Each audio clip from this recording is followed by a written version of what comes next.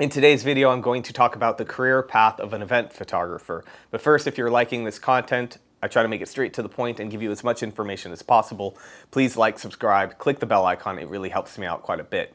So unfortunately, there is no career path that you can follow. And if you do a quick Google search, I doubt one will come up unless it's this video. And I doubt you really thought to Google it, to be honest. I never did. I kind of was just like floating around in the wind, and I just figured this out.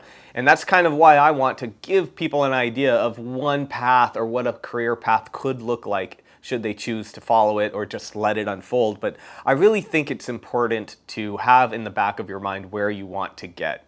But unfortunately, how you get there is very hard to control.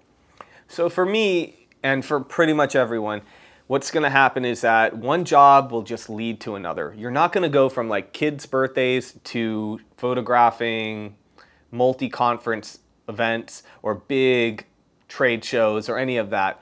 But what's going to happen is like you're going to get people that give you opportunities that feel more like a stepping stone. Rarely will you get this huge opportunity. My first, like what felt like a massive job, like where I was like so proud to be the photographer on the job, was many years ago when I shot for Adobe. But it wasn't like I had no corporate type event work on my website at all. At the time, it was like a big step, but it was a step I earned. It was a culmination. It wasn't like just 0 to 60. Maybe you'll get lucky, but that's kind of unlikely. Typically, what you're getting is like small opportunities that really are in line with where you're at and what you could potentially shoot. And you can't control that. But I think it's important to have an idea of where you want to go. And ultimately, I think you could probably follow different directions. For me, I can tell you the path my career took. And I now consider myself in the early period of what I'm calling my late career. No one defined this, so it's my own definition. But I do see an early, mid, and late career that I've been taking. Early career was very much just getting established, getting clients, getting my name out there, still acquiring gear. Mid-career, which I really feel like started with my 5D Mark III, it was like my career builder, because it's funny when I think back, like that was the camera that like built my career really. Is the longest period of time I've ever used a camera too. But that was very much where like I was still hustling quite a bit, you know, but I finally had the gear. Like in 2014, I was able to take a big trip across Europe because for the first time, I wasn't just reinvesting in my business. And then later in my career, which I really only consider in the last year, to be honest, just the work feels like it comes in. I finally am at a point where the work just seems to come in. I'm getting a lot of inquiries and I'm actually turning a lot of them into bookings. I have steady clients and I'm able to start, I'm upgrading gear that I have to upgrade, but I'm no longer having to acquire gear. I'm well beyond that. And I'm shooting jobs that really pay well.